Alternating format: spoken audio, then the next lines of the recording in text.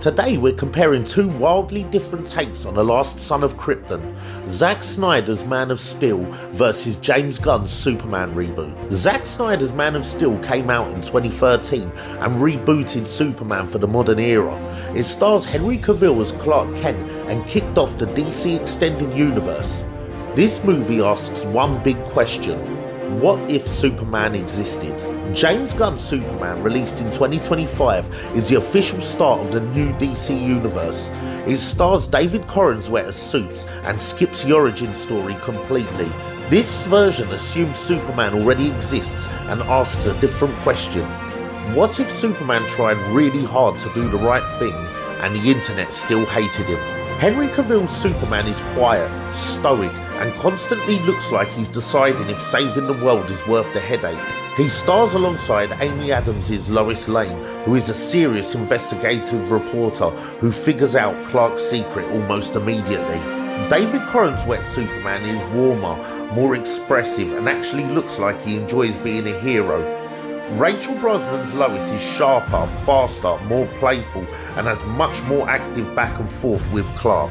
Michael Shannon plays General Zod in Man of Steel, a tragic military revolutionary who believes genocide is just following orders. Entire skyscrapers collapse during the final fight.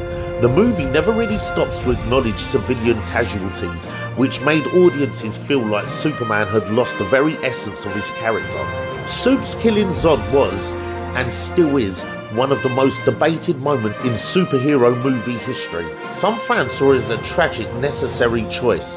Others said that Superman simply would not do that. James Gunn gives us Lex Luthor, a manipulative genius who is obsessed with Superman because he's different. Some fans feel the tone is too light and leans too hard into optimism. Others felt adding too many superheroes made it feel crowded.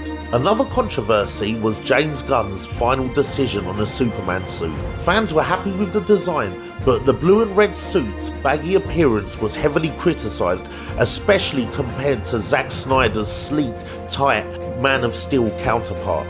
Man of Steel made about $670 million worldwide.